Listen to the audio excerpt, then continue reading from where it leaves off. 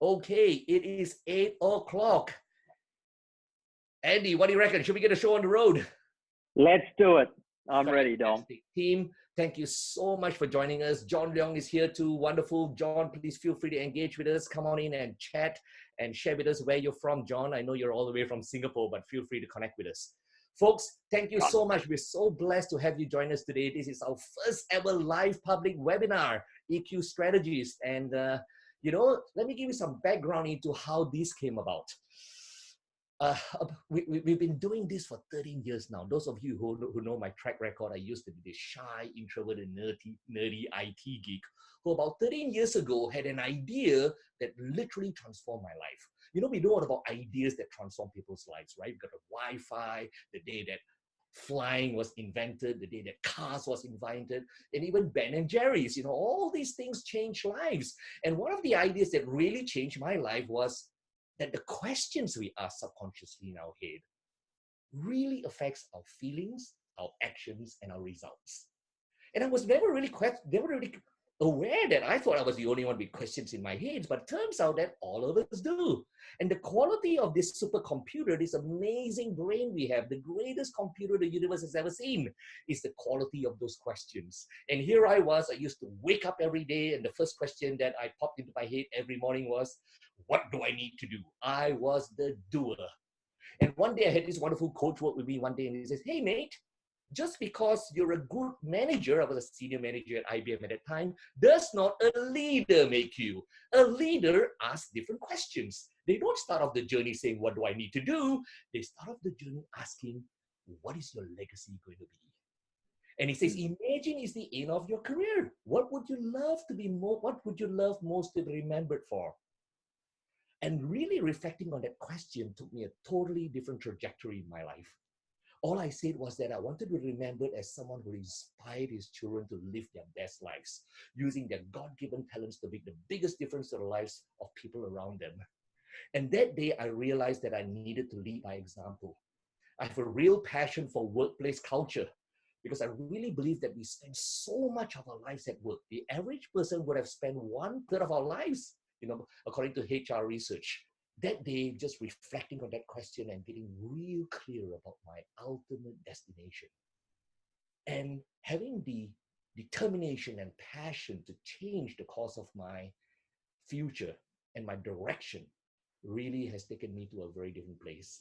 Today, 13 years later, after I've left IBM, my journey as a coach has taken me to 11 different countries. I've had the blessing of training more than 135 different organizations.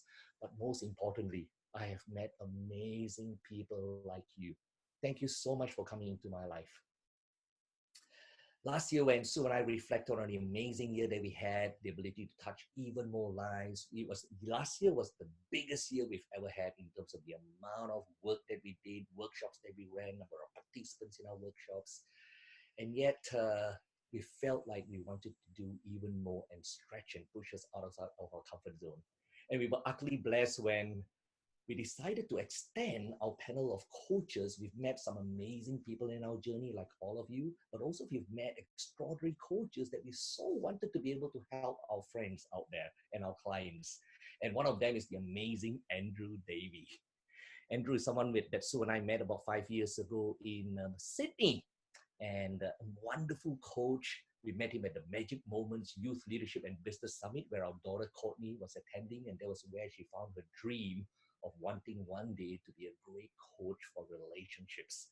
And it's really shaped her to today. So I really owe someone like Andrew a huge amount of gratitude for the inspiration that they are. And this year, when he said that he would love to join our team and lock shoulders with us to go out there and take our message to the world of inspiration and hope and empowerment, it was one of the greatest blessings of our life. And so this year we decided to, and having Andy join us in our life, he's always pushed us as a coach to embrace uncertainty. And he says, mate, have you thought of doing webinars and touching even more lives with your work? And I was like, whenever my brain today goes into no mode, it always goes very quickly into yes, why not? As long as it's good for me, as long as it will serve the greater good, as long as it will advance us to the greater mission that we have, just say yes. If I can't, I must. If I must, I can. You know, that philosophy has absolutely really taken us to the to where we are today. Woon Kun, thank you so much for your wonderful support of our work. Andy, would you kindly just chip in and say hello to my very wonderful friends here.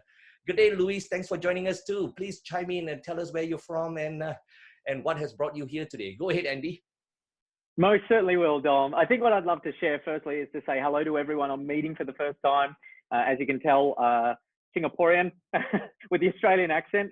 And so it's wonderful seeing so many Australians on here, as well as some familiar names here from Singapore as well. But perhaps I'll just share really, really briefly what's wonderful about how you and I come to be on this call right now. I feel, just to give people context, because they know who you are and they know how genuine you are. And I know that, and I love that we're all amongst people that also see that, Dom. So, for everyone on the call, here's what happened is I've been living in Singapore nearly 3 years now and coaching and speaking, but what I've been doing is probably on a smaller scale, right? And, doing a lot of one-on-one executive type coaching, this sort of stuff. And Dom, every time he would come to Singapore knowing I'm here, let's catch up for a coffee. Now, the greatest thing is he never caught up with an agenda. It was just this genuine intent to want to catch up. And so that's been for like the last 2 years. And then he just all of a sudden lets me know one day, he said, hey, we're thinking of, maybe expanding and doing some more stuff in Singapore. Would you know of anyone? You remember this conversation, Dom? Absolutely, mate. In that moment, I said to him, I don't really know anyone. Leave it with me and I'll think about it. And that night I couldn't sleep. It was just swimming in my head. Whether or not it was intentionally planted the seed, he definitely planted a seed. And I gave him a call a little bit sheepishly and said, hey, Dom, I think I got someone. He said, Dom, just embracing things. I throw something his way. Sometimes I see, this, and I see him say, sure. It's like his head's about to twist on an angle. And then here we are embracing technology, mate. So I'm really blessed. I'm honored to be here, and I'm really honored to meet everyone that's on this call that's taken time out from their families, their evening to be part of what we're about to share tonight. So thank you, Dom. Thank you. And really, I do want to say thank you to all my very, very dear friends. Wow, wonderful, Luis. You left IBM last year. Oh, super. And I want to thank all of you for being part of this call. As Andy has said, our agenda purely is to learn and grow and serve. One of the things that has really changed my life, another idea, instead of asking the question, what should I do as the first question, asking the question, what do I really want? What will make life this day extraordinary? Right? That reflection, then followed by what should I do, has really altered my life and my experience of it. But here's another idea. I used to be a go-getter, right? Someone who thought that, the pursuit of comfort. And comfort came from power, right? Achievement, titles, money, that used to drive me. And you know what? I woke up one morning to find out that I had a lot of achievement, but not a lot of fulfillment. And just shifting my mindset to being a grow giver rather than a go-getter. A grow giver, right? What do I want to leave behind? Who do I want to serve? And, what do I need to do to get there? And very often, what do I need to do to get there requires for me to get well outside my comfort zone. Even doing this today, a little bit outside my comfort zone, but loving every minute. And so whenever I say yes to that, because I'm saying yes to growth and saying yes to service, it's been amazing. Today is all about learning about the skills to influence. How many of you would agree that you can be the best in the world with your knowledge and your qualifications and all that, and yet the ability to influence really determines how effective you are in getting the messages across. And all of us have been, I think, in lectures or with parents or with teachers and all that kind of, wonderful people who are meant to be influencers, and I don't know how effective they were in actually influencing and shaping our lives and our behaviors. Because one of the challenges that most people have is they tend to tell people what to do, right? How often have we heard things like, clean up your room, you should be following this policy, right? Why didn't you complete that job yesterday? And that's the strategy that most people use to influence. And the skills, learning the skills to influence, and I used to grapple with the skills to influence because I used to think influence was about having the gift of the gab, right? And I used to think that If you had to be a great influencer, you had to be on stage, to be a wonderful public speaker. And here I was, introverted, shy, nerdy, and that wasn't for me. And I realized that the best influencers, in fact, really have certain strategies. You know, coaches who just through their sheer presence can have someone willingly want to alter their behaviors. So having learned and I can't say I've mastered it, but certainly work in progress with that and use that skill to help with some of the most challenging projects in the universe, you know, facilitating culture transformation, even of larger organizations, has really turned my life around. And so there are certain traits that we will learn today. We just want to share with you 5 key things that will help us be even better influencers. And I really hope that you will get maximum value out of this session today. But before we jump right ahead, let's practice that real habit of beginning with the ideal outcome in mind. Love for you to just maybe type in, have a think. By the time we leave this call, in about 45 minutes, what are 1, 2 ideas that you'd love to take away that would make you say, you know what, this hour of power that I've invested in was absolutely worthwhile. Yeah, I want to just give you some time to think about it and maybe just type it into that chat box, right? Just interact with us as much as possible. We've learned that the best way to really retain something is to remain active and interactive. And so the more you do that, the more it helps you with your retention, because we're really not here to give you a lecture. It would be ideal for us if you could take away 1, 2 key ideas that you will implement to get a big difference in your life. Thank you so much. Wonderful. Thank you so much, Woon Koon, to make a positive impact to the people around us. Absolutely. Wow. Influence is so critical for that, right? As we all know, being able to influence one-on-one is hard enough. Being able to influence 1 to 3, 400, just like Andy was able to do from the stage today. What a blessing. What a blessing. What else? What else? Just go right ahead. Let me just be silent for about maybe 30 seconds and give you all time to reflect and type 1 or 2 things in. Go right ahead. Oh, even better, self-awareness. Wow, that's such a trait for people who are high in emotional intelligence. And influence, by the way, is part of our right brain, right? We have the left brain, which is the realm of logic. And for many years, I used to focus on learning language, whether it was, you know, communication language or computer language, or how to run a computer, or be an engineer, and how to run a project and follow those logical steps. But it was really until I focused on strengthening my right brain, my emotional intelligence, my empathy, my ability to stay empowered and optimistic and drive, and my ability to understand and influence and deal with conflict. You know, those were the skills that I really focused on in the last 16 years. And it's really taken me and my experience of life to a whole new level. Thank you so much, Ray. Absolutely. Wow. How I can influence people without beating around the bush. Boy, oh wow, I used to struggle with that too. And probably some people will say I do tend to do that every now and then too. Still work in progress. Improve my patience, different ways of giving, absolutely. And very often it's just like being there and listening in, to be able to love, empathize others better. Thank you so much. Thank you so much for chipping in. By the way, can everyone hear me clearly? If I do tend to lower my volume too much, give me some coaching and give me some guidance, okay? All right, thank you so much for chipping in. Let's move on, let's move on. Well, one of the key things that I learned, I know, again, I'm just here to share with you lots of ideas today. And one of the key ideas I took away, which sounds like common sense, but it wasn't so common for me at that time, was, you know, a wonderful coach worked with me one day and he says, mate, whatever success you want to achieve in life, you want to experience fulfillment, you want to be a great speaker, you want to be a great coach, whatever it is, don't reinvent the wheel. We are living in a knowledge economy. Chances are someone has already been there, done that. It may only be the top 5% that have been there and done that, but you know what? Your key is to observe, learn, model their recipes. It's a little bit like if I want to bake a cheesecake, I can do trial by error, and I used to run projects that way, trial by error. I was the accidental project manager early on in my life, and I know how badly some of those projects turn out to be. And or you could really pick up a recipe from someone who's well regarded in that field. Study the recipes, follow the steps, step by step, and chances are you'll have even greater success. And how many of you would agree that, you know what, You can follow the same recipe. I can give someone the dance moves, choreography, 5 steps, the same 5 steps. And people would follow that, and the cake or the dance would still turn out a little bit differently. Because in influence, there's not just a science, a series of steps, but also an art to it. An art to it. And today, Andy and I would love to share with you the 4 steps to influence, and one which is all about the art of influence. The art of influence.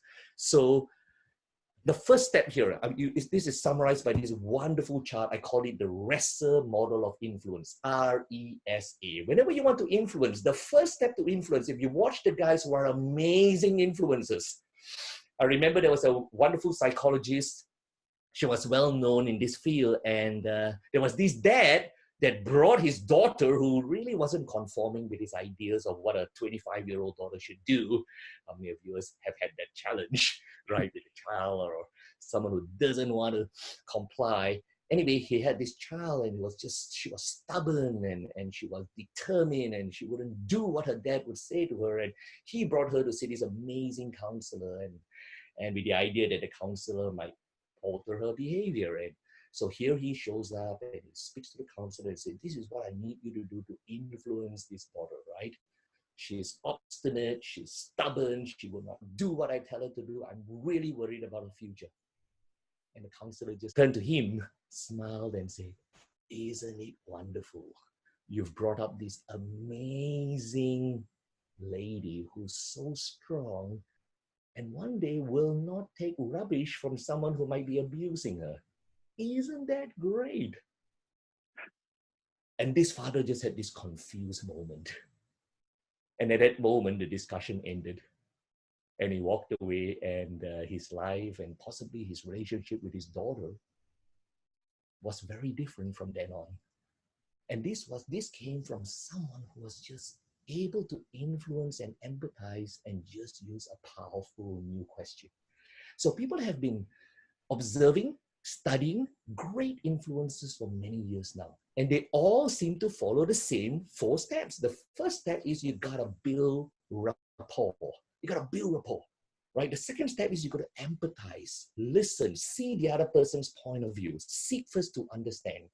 And then the third step is you need to sell your idea. Having heard the other person's perspective and having heard what makes that person tick, sell your idea.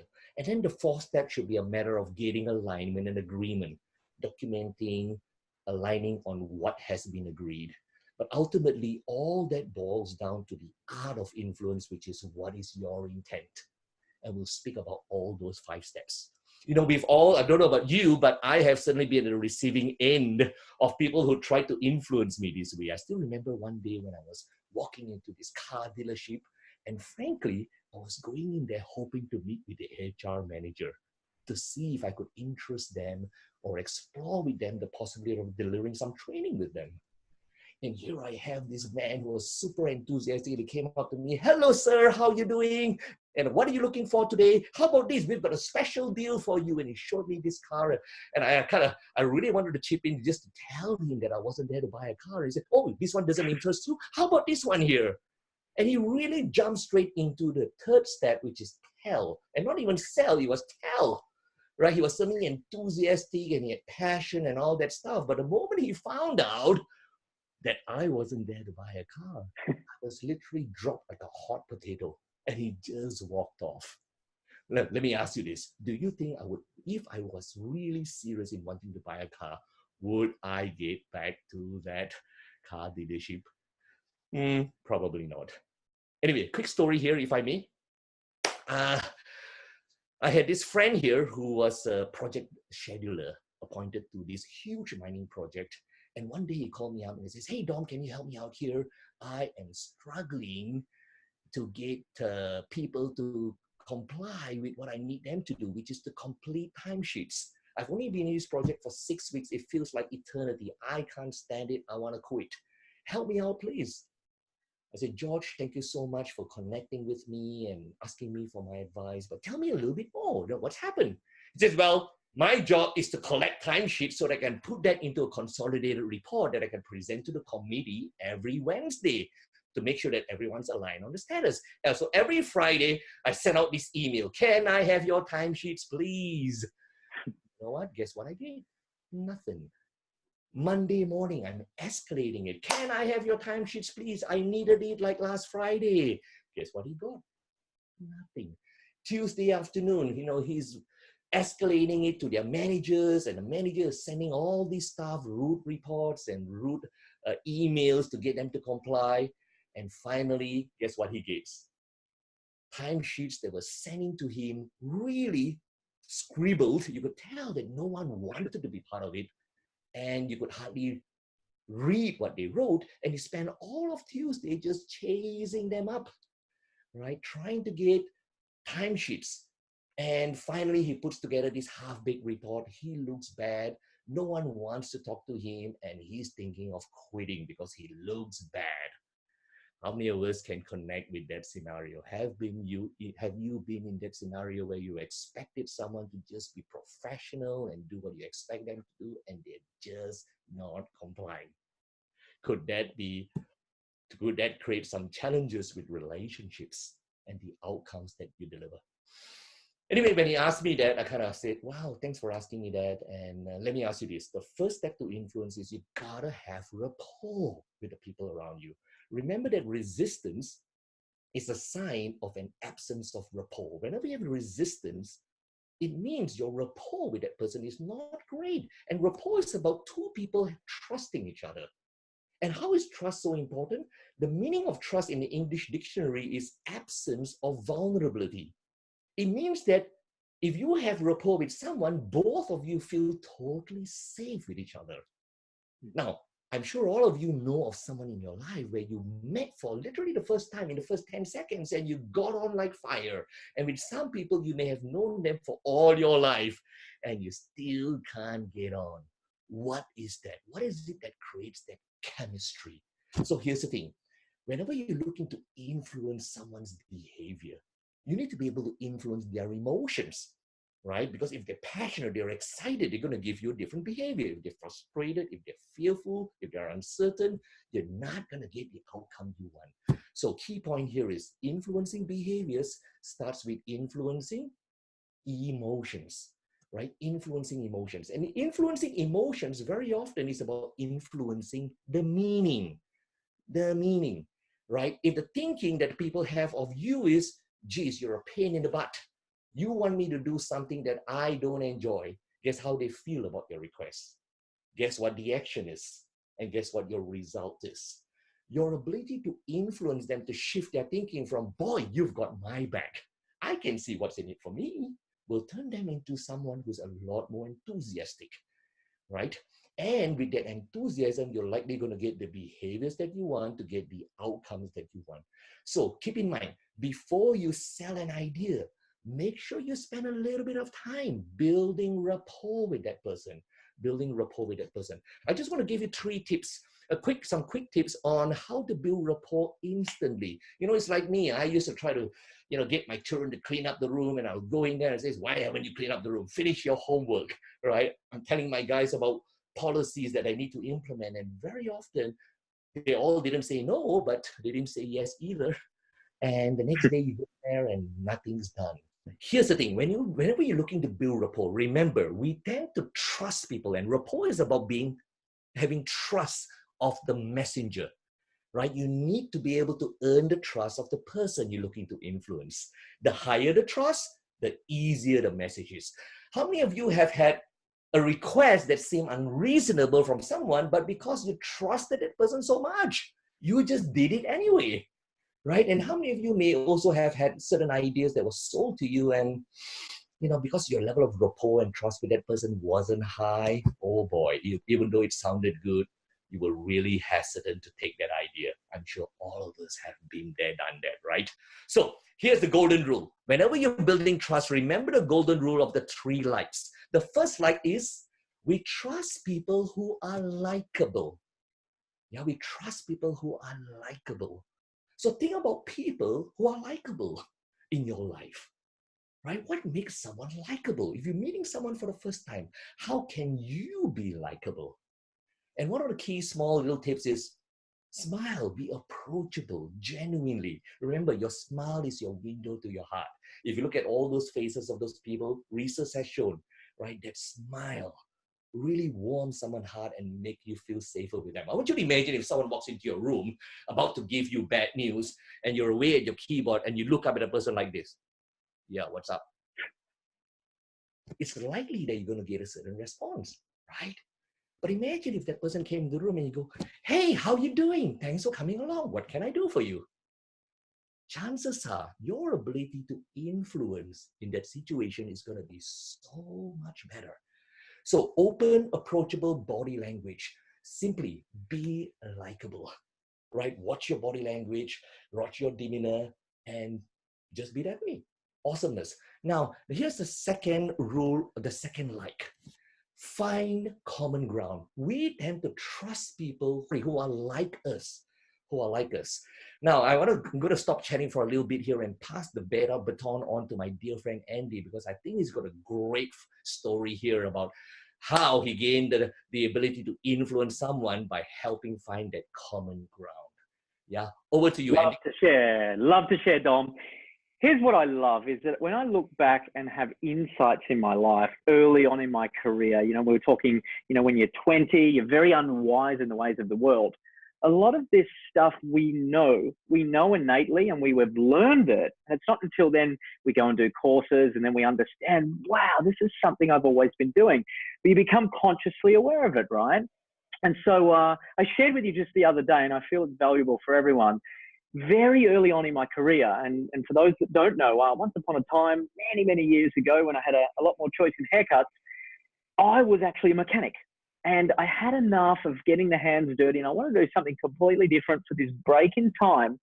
And I found this very unique job. I found myself in this really unique job at 21 years of age as a helicopter refueler. So I got this job, and what I was doing is I was responsible, young kid, driving around in the utility in Western Australia, where I'm from, in the outskirts of Western Australia.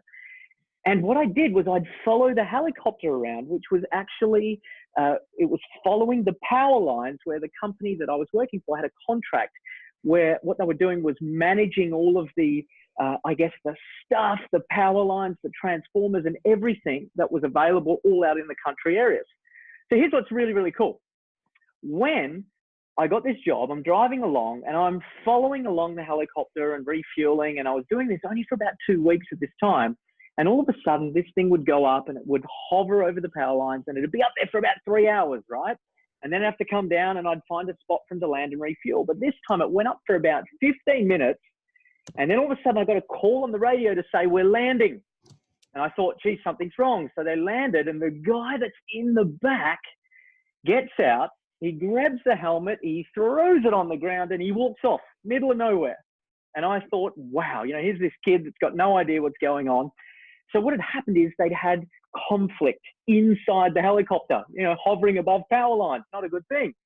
And so in that moment, middle of nowhere, they said, we've got to continue with this contract. You're going to have to help us. So here's this unexperienced kid in the back of a helicopter, first time ever in a helicopter, sitting in the back with the door off, with a harness on, hanging out the edge with a video camera and about $50,000 worth of equipment, not knowing what I'm doing, but pressing the button and laser pointing, GPS plotting all of these power lines. Here's what happens. I get in the helicopter and the grumpy pilot up front, Mike's his name, grumpy man. All of a sudden I he's in my ear and he says, so tell me about yourself, that real grumpy sort of voice. You can tell straight away the demeanor of people. And I knew straight away, I'm in trouble here. So we started to have this conversation, and what he was looking for was how to annoy me. He was looking back on it, hindsight, he was looking for that controlling point. And so I just was myself. I had this conversation with him, and here's where it gets really interesting. We talk about common ground. Without even knowing, I turned it back onto him because I'm genuinely interested in people. Like, I want to know about people, right? And so I genuinely asked, I said, so what about yourself? When you're not flying helicopters, what do you love to do? And he said, I love cars. And it just so happens, 20-year-old boy in Australia, I loved cars as well. And I said, wow, tell me, what's the best car you've ever owned? I just kept asking questions, right? And he told me, for my friends in Australia, you'll get this one. He said, I had a Peter Brock Special, Holden Commodore, 1984 model. I said, wow, is it the blue, you know, the blue color? And I started to talk about it, common ground, right? Without even knowing. And then I said, and what happened to it? He said, well, you're not going to believe this. I was actually drunk one night in my early days and I pranged the car with 18 kilometers on the dashboard. 18 kilometers. He drove it out of the dealership, not from the guy that you met before at the dealership, Dom. He drove it out and he literally was up the road and he'd had an accident and written the car off. Now, here's what's interesting when it comes to coincidences in life. What was amazing is that when he said that, I have a very good friend of mine whose dad owns a panel beating shop, fixes cars, right? And in the back of this friend of mine's dad's panel shop is this exact car, the VK Brock Commodore in blue in color with a cover over it, right? Had a cover over at the back, and I remember seeing it, and it's damaged in the side. And I said, Mike, was this damaged in the side, the right-hand driver's door? And he said, yeah, it only had about 18. He told me the story. I said, you're not going to believe this. My friend's dad has your car. Now, what's happened to rapport at this point, Dom? Oh my What's goodness. happened to rapport? You know, this is a guy that, incredible, right? And there's no coincidences in life, but it wouldn't have happened if I didn't take the time to ask questions. And it's not like I was seeking common ground. It was that I was genuinely interested. And by asking those questions, it gave me an appreciation for this person. And everybody hated this guy, but we were like the best of friends. And I did that job for another 6 months. And Mike refused to fly with anyone else. He said, I'll only work with Andrew. So, you know, I feel that highlights things, Dom. It's that when we have a genuine intent, not I'm going to build rapport with this person, therefore I better find common ground. Absolutely. But I really want to get to know this person and I wonder what they're interested in. That to me is how we find and discover it, Dom. So I hope that helps everyone. Absolutely. Wow, it certainly helped me. That's such a great story, Andy, and thank you so much for that. And certainly George, my dear friend who was after the timesheets, he could have done with some of that coaching as well. Because you know what? In order to build rapport with someone, you know, that friendly, that approachable tone and finding that common ground, sometimes finding that common ground is simply empathizing and understanding that no one likes filling in timesheets. You know, think about this, right? Friday afternoon, he's sending people these requests. Give me your timesheets. Think about this, right? 4 o'clock in Australia, in Sydney, generally is kind of happy hour time. So you receive this email, can I have your timesheets? You got 3 options. Fill in the timesheets for half an hour, go to happy hour with some mates, or, you know, after a tough week, maybe get home a little bit earlier to your family. How many of you would choose timesheets? Not a difficult choice, right? So sometimes just empathizing and saying, hey guys, this is the George. You know, I'm the guy who's the pain in the butt. After your timesheets, look, mate, I fully understand what a pain timesheets can be to fill in. Just making some time to find that common ground. And also you're going into that step 2, which is about empathy. Can be such a powerful icebreaker and then allow you to influence that person more effectively. But certainly Andy also reminded me that, you know, when I say to George, you know, how many of you know people that when they communicate to you through email, what they say and when you see them face to face and how they convey is so different, right? How many of you have had that experience?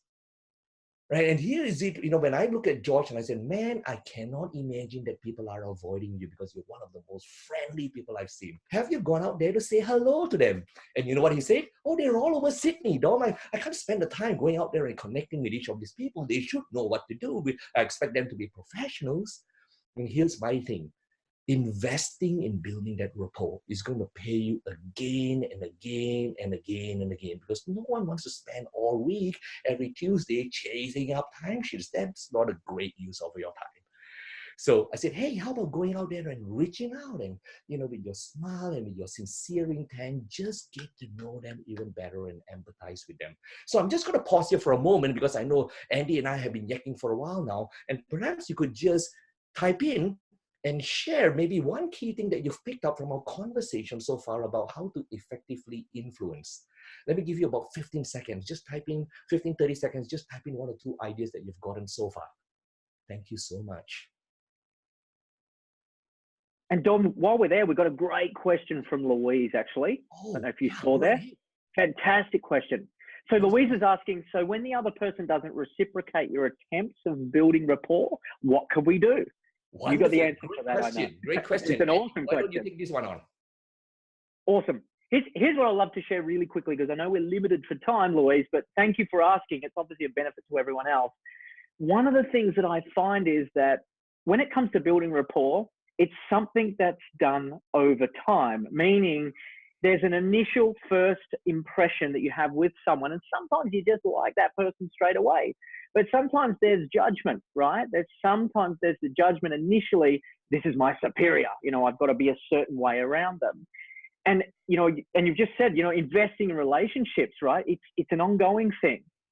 We experienced recently in conversations, people that are starting to change within an organization, but they've known that person for who they are for so long that when they change and they go and do something very different, they might come up to you all of a sudden when they haven't spoken to you for 6 months and come in grumpy every morning.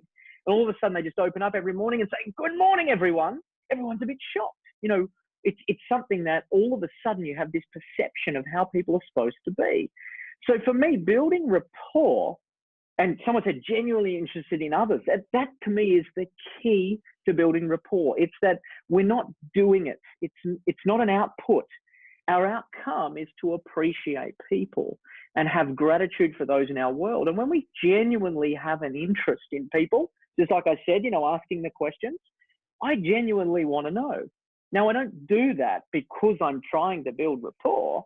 What I do is I ask those questions because I genuinely want to know, and people know when you're sincere or not. That's my opinion, Dom. I don't know if you've got anything to add to that. Love that. And it's so true, Luis. Building rapport with people, often trust takes time to build. I think the key thing is to not to take their perhaps non-reciprocity with personally, because very often it's not you, it's the situation that they interpret as a situation of uncertainty for them. Perhaps they've been let down before, etc., etc., etc. And whenever people make us feel insecure, our natural tendency is to push back, right? And to look after ourselves and be defensive. The great leaders, they think the other way. All that person is feeling is maybe a little bit insecure or unmotivated about the situation. And it takes time and patience to make sure that you communicate. And so think of ways in which you can communicate in a way that assures that person you have that person's back. For instance, the last thing you might feel that you want to do for that person is praise that person in public. But if you got something sincere about that, by all means do that. If you constantly do that and you have that person's back, people know that you're not speaking ill behind their back. You know what? We're all humans. We feel will eventually come by. So building that rapport, don't be too quick to jump right in and tell them what you want. Make a little bit of time, use your skill to build rapport, have a sincere interest in other people. Yeah. So, and George really, he kind of picked up the phone and say, hey guys, this is the pain in the ass who've been harassing you for timesheets. My bad. Apologizing, by the way, it's a very powerful way, sincerely, to build rapport, right? All of a sudden, it makes that person feel safe with you, right? The last thing you feel like doing on a Friday afternoon is filling in timesheets, right? I asked George, no one likes filling in timesheets, but you know what? If they can see what's in it for them, chances are they will cooperate with you. So what's in it for them? Why should they fill in those timesheets? What's in it for them? And George says, you know what? The company has passed a directive. No timesheets, they don't get paid. Okay, and why wouldn't they get paid? You don't want to say that to people because they might feel threatened and insecure. And he says, well, in a previous project, our projects have run over, and because it was dependent on government funding, government has passed in a new law. No timesheets explaining why your projects went over, no more funding. So I said, wow, so really what you want to do is not timesheets, You want timesheets in order that your seniors can make informed decisions. You want timesheets so that they can get paid on time and so that we can have even more projects. The key thing is don't just tell people what you want, tell them how it will benefit them to give you what you want. Right? So I want you to imagine if George had used this approach. Hey guys, I know what a paying timesheets are. All I want to do is make sure you guys get paid on time and make sure that we all have even more projects to run. And you know what? I'm absolutely determined to work with you to make it as painless as possible. Now, do you think that's going to be an even better approach? Right? And so it's all about that rapport. It's all about that empathy. So moving right on into the next step, which is about listening with empathy. The second step, second key skill about influence. Before you sell, always seek first to understand. When someone's making a request of yours, someone doesn't seem to be respond to your queries, right?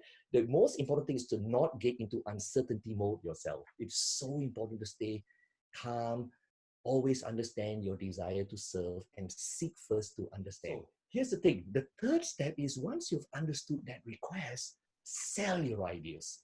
Sell your ideas, right? So for instance, George, after building rapport and demonstrating empathy that people are not keen on filling in the timesheets, imagine if George had said, so guys, imagine if we could find a way to do the timesheets as quickly as possible. And that would mean you get paid on time and we would have even more projects to run. Would you be open to a conversation with me? Guess what people would say, right? Because you have met and addressed their concerns. So managers don't tell they sell. And in fact, very often the selling is a question. Will you do this? And if the answer is no, that's okay. Just ask, wow, that's wonderful. Tell me more. What else needs to happen? And whatever that third thing is, right? So if I did this and did this and did this, and it didn't meet either, would you be willing to say a yes to that? You want to get a yes to that. If you get a yes, then your goal now is to brainstorm and collaborate with that person to say, how can I achieve that outcome? Andy, you got something to share with us on this part here. Yeah, absolutely, Dom. Funny how we talk about kids, aren't they a wonderful teacher for us all? So I'll share something about young Kieran. Young Kieran is 17, our son, and he came to me about 6 months ago, and he asked me a question. He said, if you could do something when you were my age that would help you be a better person, what would you do? And I thought about it with an appreciation for what I felt he may be needing. But once again, especially with kids, do they like to be told? The answer's no, right? And so when he said that, I thought, he's coming to me with this question. I wonder what I can share that will be of value. And I said to him, and I gave him the truth, and that was, you know what I wish that I did when I was your age? I wish that I had some sort of job that was like door knocking, door-to-door sales or something like that, that would give me this appreciation for rejection, for building rapport, for overcoming objections, for all of these skills that I had to go and spend thousands and thousands of dollars on courses to go and learn. I probably got to learn at 17 by knocking on the door and having it slammed in my face, right? And I shared that 6 months ago. And I'll tell you what's really amazing. It's like you plant the seed, right? And sometimes when it comes to selling, it's not actually having the agenda. It's that the intention which we'll share is true and it's pure. You want the best for them. Perhaps by sharing ideas, you get them to come up with the answer. So I'm really blessed to share and excited to share and grateful to share that he's having a break at the moment before he starts Polytechnic. And he had about 3 months and he went looking and searched and he found a job. And guess what it is, Dom? Bear in mind, this conversation was 6 months ago. And he comes and tells me, he said, I've got an interview today for a job. I'm going to do some part-time work. And it's door-to-door sales, but collecting for a charity, for Food Bank here in Singapore. He went for the interview and he ended up getting the job. And it's wonderful because even though I felt and I knew in my heart of hearts that this would be a wonderful thing for him to experience, to overcome all these things, It's not forcing him. Sit down, get a job. You will learn and you will show up and you will throw yourself into it. He's drawn into that because he had rapport, right? He had trust in the relationship to genuinely want to ask. And I feel that employees, you know, and people sometimes that we lead have, I guess, the appreciation that you're that person they can come to ask that question. And that's your opportunity to sell something you know will benefit them, you know will benefit the project, it'll benefit the company and stakeholders and everything. So that's the ability to sell. You know, it's really understanding how can I, with the pure intent of wanting to serve and do, you know, for the greater good, come up with ideas or suggestions that we can work together on. And the cool thing, Dom, just to close that off, whose idea do you think he thinks that was? His own, right? Yeah. Awesome. I don't want the credit for it. It's wonderful. And that's the whole point. That's the whole point. You know what? That reminds me of how powerful the rapport you have with them. For him to even come up to you to ask you for ideas, and clearly you demonstrate so much empathy about what motivates him, what he wants his future to be like, and you just being able to be there and just sharing something that was sincere in intent. You literally got him to do what you were hoping for him to do, and he did it willingly out of his own accord, because I think the key thing is that foundation that we spoke about, right? You had his back. You rocked him. I hope you all appreciated and took a lot from that wonderful story as well. But I'm going to move on because we just have a few more minutes. And team, so whenever you're selling your idea, keep in mind that people will embrace your ideas emotionally. It's an emotional decision. But however, what they often do is you need to provide them with both the data. For instance, here's the data, here's the facts, right? In our organization, this is what the government has said. And you need to sell the idea because it's the emotional. Imagine how it would be if you got those timesheets on time. Sorry, if you got paid on time, right? How would it benefit you? You need to sell them, connect them with what they really want. Imagine what it would mean like if we had even more projects and that gave us even more certainty. Imagine what it would be like if our leaders could make great decisions, informed decisions, because they had wonderful information. So that's the emotional side. You know, people have been trying to change people's behaviors on smoking for so many years. And the mistake they often do is they tend to give people the data, you know, the logic. 70% of people end up with lung cancer at age 60, for instance, if they're a chain smoker, right? Imagine me telling my 21-year-old son that, right? Not gonna work. It's like, man, Dad, you're old school. This is just a social club. But imagine if I took my son to visit a really ill and perhaps dying relative that he loved dearly. And he had tubes coming out all over, and he literally had 10 minutes to go, and he was waiting for a child to fly all the way back from overseas to say goodbye.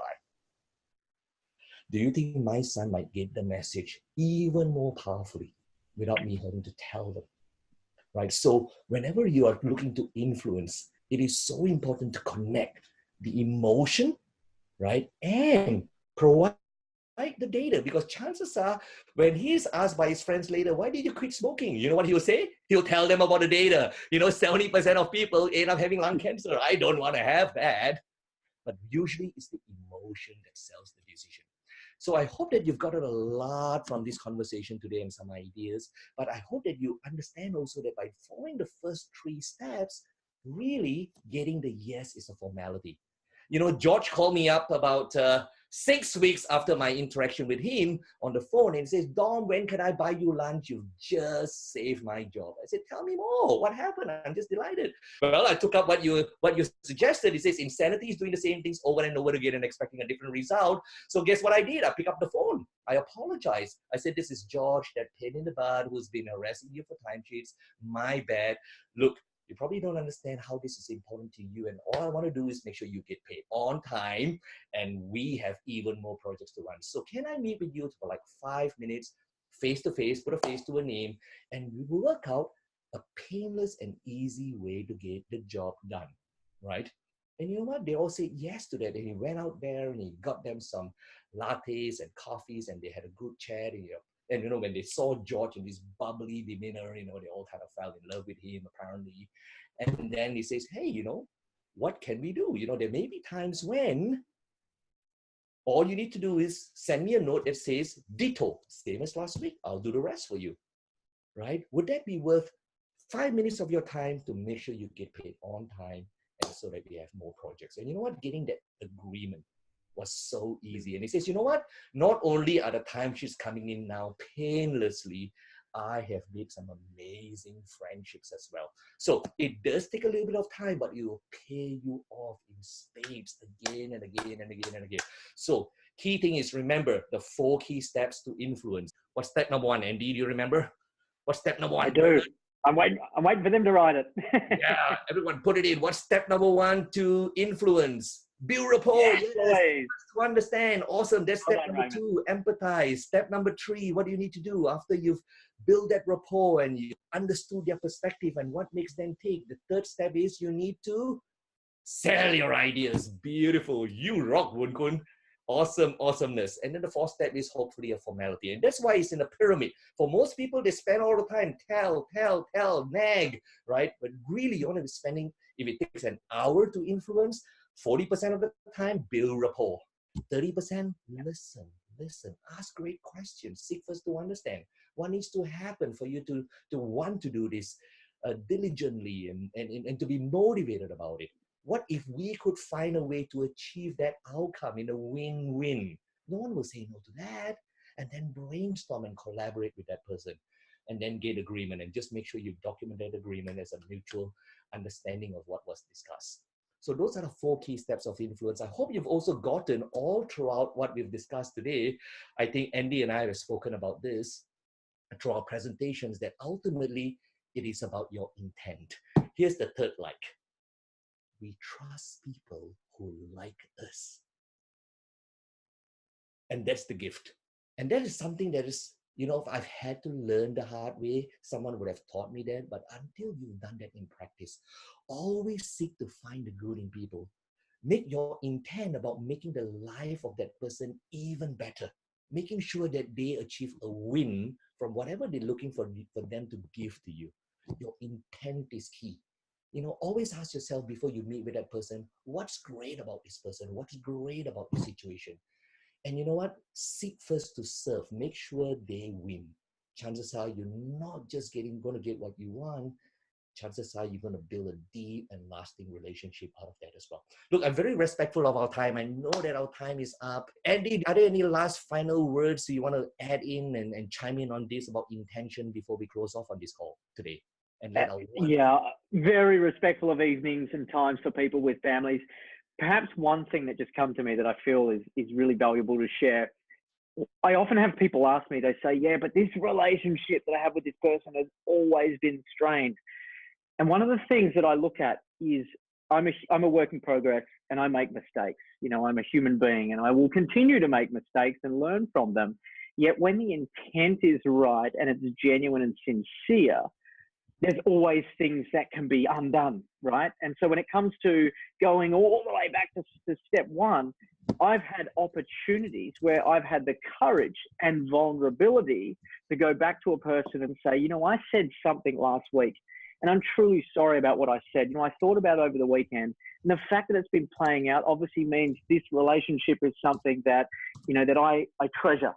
And so you can imagine when you say that to someone and you share that genuinely and sincerely, obviously at that point then, what does that do to the relationship? Does it undo everything? Not in a second, but it gives you a new starting ground. It gives you a new level of appreciation. And quite often, those challenging times can turn into something even better because you've formed this beautiful mutual respect because of the challenge or whatever it is that you face. So I felt I wanted to add that, Dom. I felt it's really important because for some people on this call, it might be that you've got that challenging relationship. You go, well, I can't build rapport with that person. It's too late.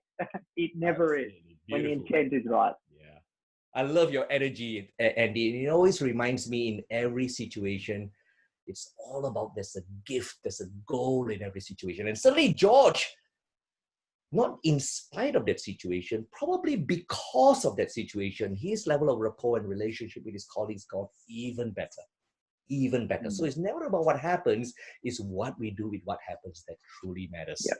So thank you so much for reminding us of that. I always remember two of my favorite quotes. It says, people don't care how much you know until they know how much you care. So whenever you're looking to influence someone, seek first to understand. Be determined to make sure they have a win from that. From giving you something, they're getting something from it, right? And also, I think there's another lovely little quote that I'll always cherish in my mind. People ultimately will seldom remember what you do or say, but you know what? They'll always remember how you made them feel. They'll always remember how you made them feel. I think those two axioms, and also that one about do unto others as you wish they would do unto you, right? Always very, very powerful principles in life that will serve us in every situation that we're looking to influence. Look, team, you guys have been absolutely amazing. Before we wrap up today, I just wanted to make sure that this was outcome oriented to you. And so before we wrap up, here's a mission to you to apply what you've learned. Because learning is one thing and getting some great ideas is one thing. It's when the rubber hits the road, when you go out there and actually implement it. So I want you to think of one change that you would make. Maybe it's something that you've been struggling to influence, a person, a key stakeholder in your life. It could be at home or it could be at work that you're looking to influence. What is something that you might do differently from hearing to apply what you've learned from this hour of power for you, right? It will really create an even better outcome and deepen trust in the process. Maybe have a little bit of think about that. You know, feel free to share that goal if you want to, yeah? And, but here's a little bit of homework. I'm going to leave it to you here. If you wish to do this, love for you to take up on this challenge and chime in, and also give us an opportunity to give you some feedback on this and coaching on this if you like, right? So I want you to imagine this case study. You work for the Center of Science for Public Interest. Your job is to empower the public about nutrition. You have found research that shows that one medium-sized bag of popcorn from cinemas contains 37 grams of saturated fat, almost twice the USDA recommended daily allowance of 20 grams. Saturated fat, as you know, clogs up arteries, is a key contributor to heart disease, which kills 1 in 3 men, 1 in 4 women today. Now, the reason why there's so much fat in cinema popcorn is that cinema owners use coconut oil to pop the corn. Now, whilst it gives the popcorn a great feel and appealing aroma and helps with profitability, it's not so good for the consumer's health. Your job is to prepare a little presentation to stakeholders to discourage cinema owners from using coconut oil. You know, who would you target? Who would you target? Who would you look to influence? How would you design your message? And using all the skills you've learned today, what would your approach be to influence, right? Influence a change in behavior for even better. Anyway, for those of you who are interested in taking up that challenge, my encouragement to you is think of that message, maybe connect with us, email that to us. Yeah, we just wanted to make sure that we're doing something for you to as call to action so that you're applying what you've learned so that you can get a return on this wonderful time that you spend with us this evening here. So send us your approach. We'll give you some feedback on that. And what I also love to do to honor you for your time and to thank you for being part of this little journey, our first ever webinar, is once I receive your email, I will send you, if you like, a free copy of the ebook, digital version of my first book that I published last year. How would that be? Right? The book is called What's Great About This: How to Be Resilient and Thrive Through Disruption and Change. I'll be glad to send that to you as a sign of our sincere appreciation for you chipping in and making this very first webinar of ours, I hope for you anyway, a resounding success and something that's been worthwhile for you. This exercise should deepen your understanding of what you've learned. We will send you an email form. We would be so grateful if you just take a few minutes to share with us what worked well, what we could do to make future webinars even better. This is like you guys are our, if you like, our trial list. And we certainly look to do even more so that we can touch even more lives with our work. If our work has been valuable, please tell us about it. That would be great. If you feel that there's 1 or 2 ideas that we could implement to make these things even better, awesome as well. Yeah. And we're here to support you in your amazing journey. So I want you to plan that message to your stakeholders. Thank you so much, Patrina. Yes, success, worthwhile work. Yes, looking forward to the next time out. Thank you, thank you, thank you. Nadia, thank you so much for joining us. You rock, really. Thank you for making time. Louis Lam, I hope you had great value from today. Thank you a million. Andy, final words, sir. I'm speechless. Respectful of time. Thank you so much for those that I'm meeting for the very first time. Hello to those that I've met before. Can't wait to meet you in person. Really, really cannot. Blessed to be here. Thanks, Wen Kun. You're always that inspiring light for us. Thank you so much for your encouragement. Cheers. Have a great evening. Remember, you only deserve of the very best. From all our love from the team from EQ Strategist. Thank you so much. Have a great rest of the evening. Take care and God bless. Cheers. Bye-bye. Bye-bye.